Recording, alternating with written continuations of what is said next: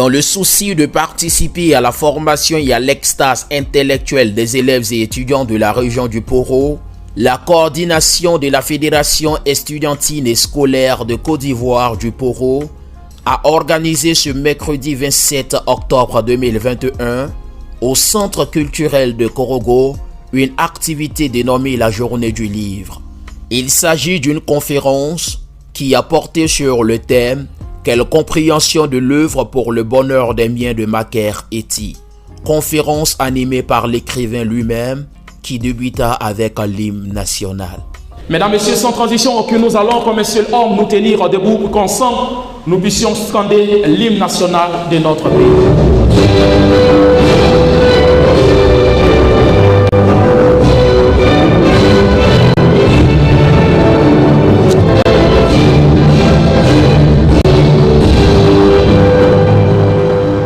Après l'hymne national, c'est le représentant du maire de Korogo qui a souhaité le traditionnel Fotamana aux invités avant d'exprimer toute la caution qu'accorde le maire à la dite activité avant de saluer la FESI.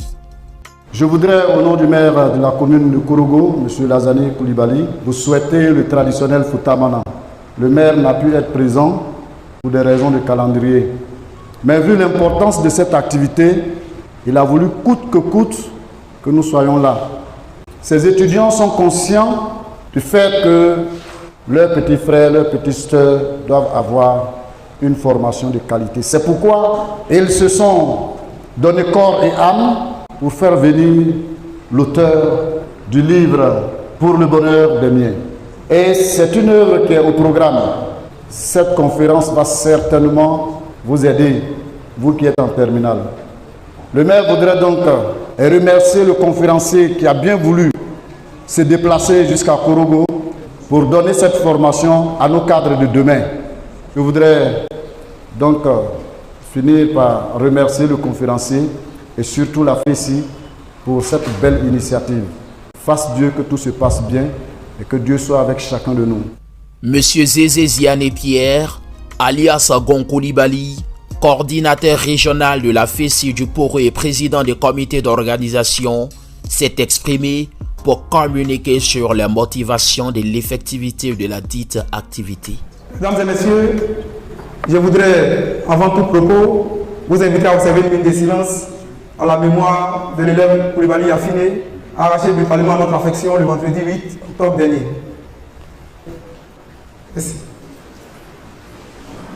Mesdames et messieurs, c'est pour moi un grand plaisir de vous souhaiter la bienvenue à cette cérémonie dénommée la Journée du Livre qui se tient aujourd'hui au Centre culturel de Korogo.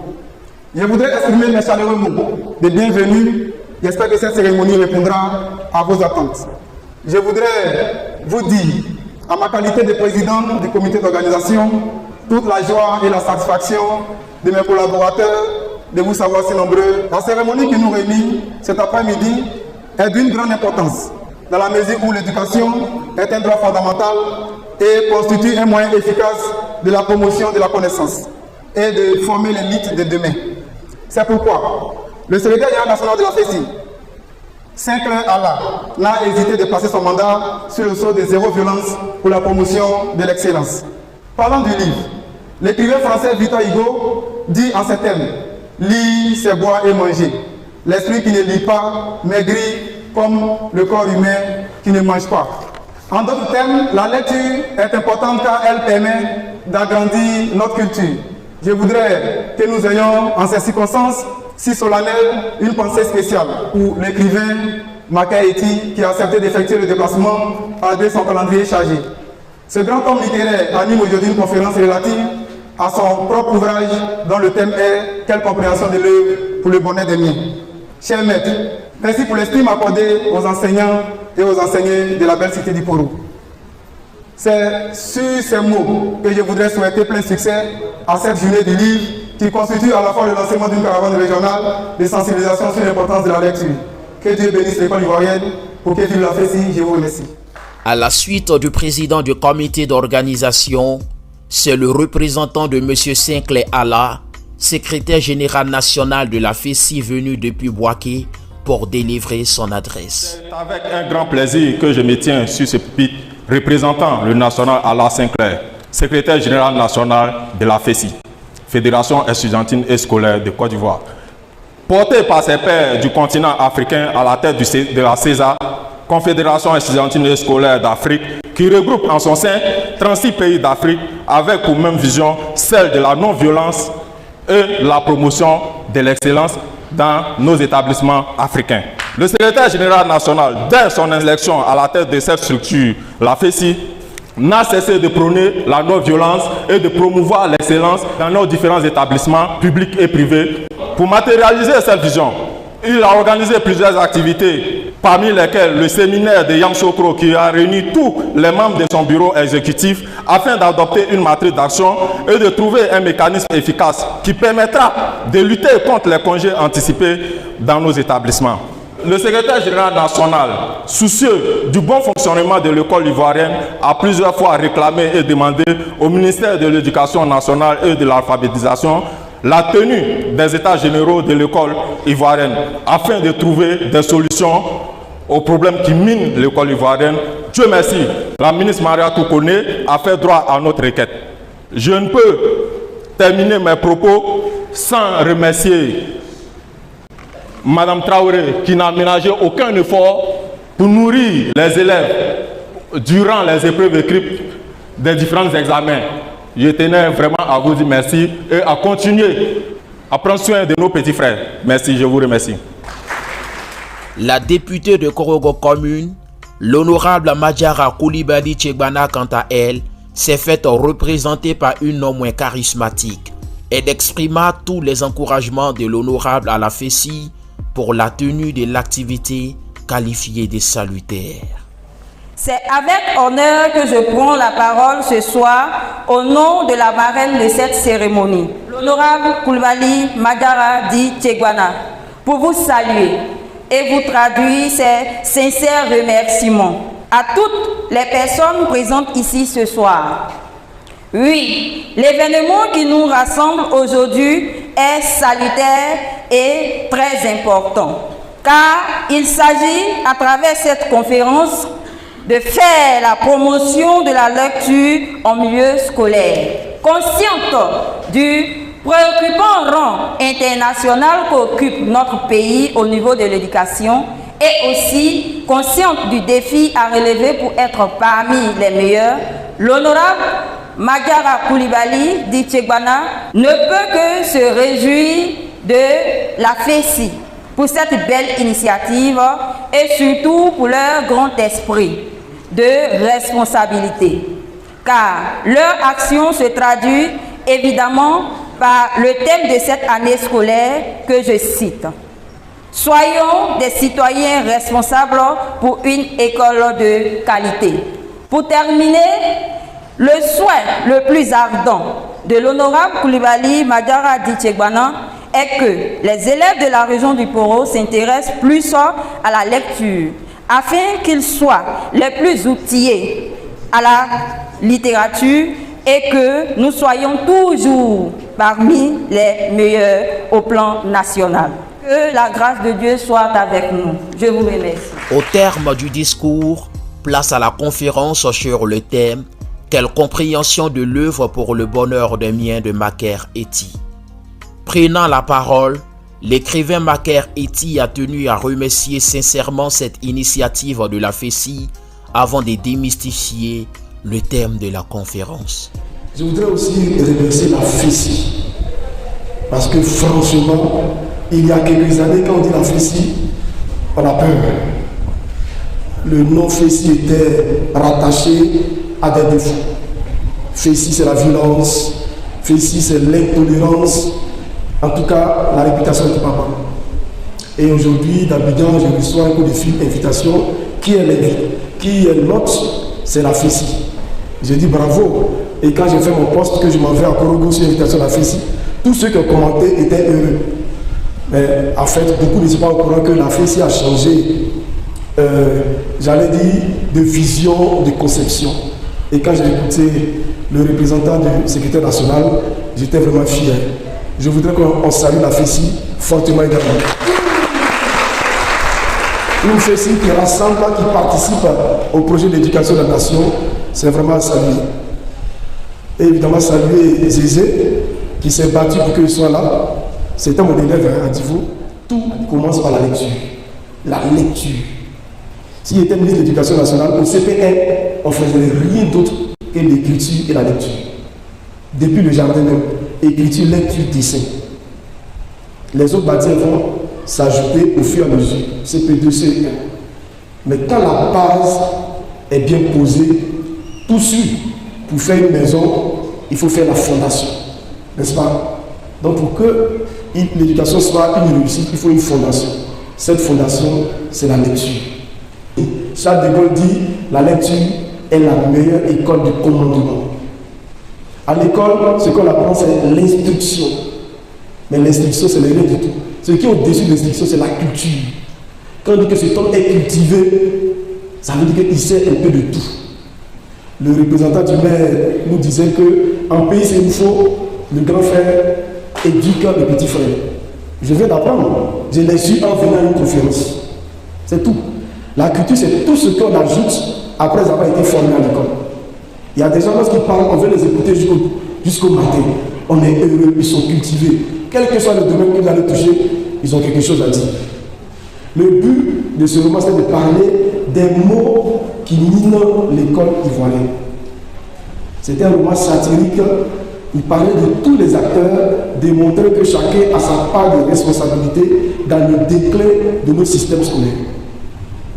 Depuis l'État, le gouvernement, les professeurs, les élèves, les parents d'élèves, c'était tout le monde. C'était le but de l'œuvre. L'État ne construit pas assez d'écoles publiques. Et les écoles sont surchargées. Les professeurs ne terminent pas les programmes. Les professeurs font des grèves intempestives. Il y a le phénomène de harcèlement sexuel, de trafic d'influence. Les élèves sèchent les cours, ou bien quand ils viennent, ils font des cours. Tout à l'heure, le secrétaire général FESI parlait des congés anticipés. Ça a commencé depuis les années 90. C'était la mode. À quelques jours de Noël, tout le monde est parti. Donc ce sont tous ces fléaux que j'ai voulu dénoncer dans l'œuvre. Mais si je parle de ça directement, le roman ne va pas intéresser les élèves. Qu'est-ce que j'ai fait? J'ai inventé une histoire d'amour entre un professeur qui s'appelle Kigali et une jeune fille qui s'appelle Toto Amafiri. Sachant que les élèves adorent ces histoires, j'ai inventé ces histoires et profité de l'histoire pour parler de l'école. Et je pense que j'ai réussi. Parce que ce que j'entends, qu'ils aiment tous l'œuvre. Quand les professeurs m'appellent, ils disent les élèves qui n'ont pas lu aiment vraiment ce roman-là. Ils lisent à la fin. Ça ne se termine pas comme ils veulent. Ils sont révoltés, d'autres pleurent. Oh, pourquoi M. Ti a fait ça? Pourquoi il a terminé l'œuvre de cette façon? On aurait voulu que ça se termine autrement. Mais quand ils réfléchissent, tu as vu? Ils voient que nos parents ne s'occupent pas bien de nous. Vous avez vu? Ils parlent des professeurs qui harcèlent les élèves. Et puis, ils prennent conscience qu'en fait, l'histoire d'amour n'est pas la chose la plus importante. C'est pour parler de l'école. Je voulais résumer l'œuvre pour ceux qui n'ont pas lu. Les élèves, je pense que vous avez lu. Donc, en résumé, si je me trompe, vous allez me corriger. Donc, c'est l'histoire d'une jeune fille qui s'appelle Toto Amafiri. Elle est intelligente. Elle est promise à un bel avenir. Elle aime l'école. Mais elle avait deux problèmes.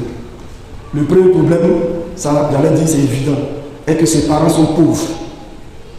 Nul n'est sans savoir qu'à un certain niveau de notre cursus scolaire, il faut des moyens pour que l'enfant poursuive. Même si vous êtes intelligent, qu'il n'y a pas d'argent, c'est difficile. Surtout le supérieur. Ceux qui sont en instant de thèse, ils savent combien ça coûte. L'argent qu'il faut débourser pour faire un doctorat. Il y a les livres, il y a les cahiers. Il faut aller à l'école, il faut avoir une moto, il faut, même quand tu es à pied, à midi, il faut manger. Donc, il se pose ce problème. Le premier défaut de Ama, c'est ça. Elle est issue d'une famille pauvre. Le deuxième problème qu'elle a, qui normalement ne devait pas être un problème, c'est quoi? Elle était belle, elle était trop belle. Depuis que la beauté peut constituer un problème pour une élève, elle était belle et trop belle, au point d'attirer le regard de tout le monde. Que ce soit les hommes en ville, que ce soit les professeurs, que ce soit les élèves, tout le monde voulait la découvrir, sur le plan intime bien sûr.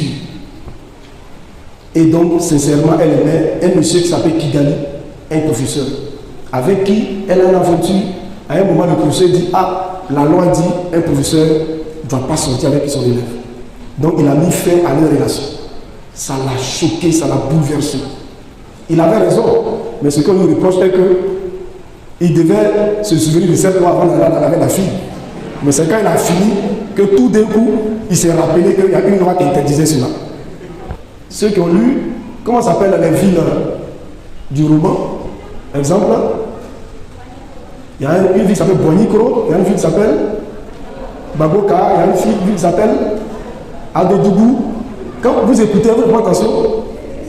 Une ville qui s'appelle Adodougou, Baboka, Boigny-Kro. Ce sont les noms des acteurs politiques. C'est à partir des noms que j'ai construit ces villes-là, que j'ai inventé ces villes. C'était en pleine crise. C'était ma façon en tant qu'écrivain de les réunir dans mon livre pour participer à l'œuvre de la réconciliation. C'était ma façon à moi. La jeune fille s'appelle Fleury, avec Y à la fin. C'est un prénom que j'ai fabriqué à partir du mot fleur. Qu'est-ce qui caractérise une fleur? La fleur est belle, mais la fleur a un défaut. Elle se fane au crépuscule. Le matin, quand le soleil sort, la fleur s'épanouit. À midi, elle est au sommet de sa beauté. À partir de 16 h, la fleur s'étiole, se fane et la nuit, elle est femme. Le lendemain, c'est le même processus. Donc, Toto Ama, c'est la métaphore de cette fleur. Je l'appelle fleurie parce qu'elle est belle comme une fleur. Et quand elle était jeune, elle était belle. Belle, belle, jusqu'à ce qu'elle commence à se faner. Pour dire que la beauté est fragile, elle est passagère. La beauté, ce n'est pas pour toute la vie. La fleur est le symbole de cette beauté. Quand on a compris cela, au moment où, comme une fleur est bien épanouie, on profite pour bien construire sa vie. Sinon, ça va passer. Tout va tomber. Tout. De toute façon, c'est la loi de la pesanteur. Donc, je vous remercie. À la phase crépusculaire de la conférence, Doua Fortuna alias le tophytologue est passé à l'effectivité de certaines interviews. Alors, nous sommes à la phase crépusculaire de la conférence. Qu'est-ce que vous avez retenu de cette conférence? De cette conférence, nous avons retenu beaucoup de choses importantes. Comme par exemple, à travers le livre Pour le bonheur de Mien, nous avons retenu que les filles n'étaient pas obligées de passer par la prostitution pour arriver pour avoir de bonnes fins. Et aussi que cette œuvre a été faite pour évoquer les maux de la société. Bien, jour et nuit, vous avez travaillé quant à l'effectivité de cette conférence et pression de votre part à la phase crépusculaire de la conférence. D'accord. Il faut dire que le contexte même de cette activité, voilà, provient également du rapport PASEC, voilà, puisque le rapport PASEC a pointé la Côte d'Ivoire du mauvais doigt en lecture. Et il faut dire également que le secrétaire général national, qui de surcroît est le 11e secrétaire général national de la FESI, déjà au passage, on pourrait donc souligner que la FESI également, c'est une organisation, un style ou bien la vigile de la démocratie en Côte d'Ivoire. Donc en 10 ans, en 30 ans d'existence, nous avons 11 secrétaires généraux. Ça, c'était la précision. Mais pour ce mandat-ci, le secrétaire général a donc décidé de placer son mandat sur la promotion de l'excellence, à travers bien sûr zéro violence. Donc nous, ces coordinateurs de région, nous ne pouvons que nous inscrire dans cette dynamique. C'est pourquoi, à notre niveau, nous avons donc organisé cette journée du livre pour permettre à nos étudiants, à nos camarades, à nos élèves de se frotter au livre. Mais mieux, l'auteur de l'œuvre, qui étant un contemporain, nous avons donc voulu qu'il soit au contact des élèves. Et si vous le constatez bien, il est en train d'échanger encore avec les enfants. Et véritablement, à la sortie de cette conférence-là, nous souhaitons que les élèves, l'ensemble des élèves, soient satisfaits. Et je pense que c'est ce que nous constatons. Je pense que vous reconnaîtrez son visage, hein, la maman qui, de façon volontaire, humainement parlant, qui a décidé de nourrir les élèves qui étaient donc en examen. Même ses passions au niveau des réseaux sociaux et même au niveau du journal télévisé. On aimerait savoir. Quel est l'élément motivateur, n'est-ce pas, de cet acte que vous posez? C'est l'amour que j'ai pour mes enfants. D'accord. Une maman doit être toujours là pour les cris de ses enfants. D'accord. Elle doit être toujours prête. Parce qu'on ne sait pas où les cris vont quitter. C'est sûr. Moi, ma façon à moi, quand tu cherches une mère, tu trouves la maman. Quand tu cherches un père aussi, tu trouves le père. Pour ma part, j'aimerais dire à mes enfants que ce que je fais et je vais continuer de faire, c'est pour eux. C'est pas la marche de la maman qu'on voit la reçue des enfants.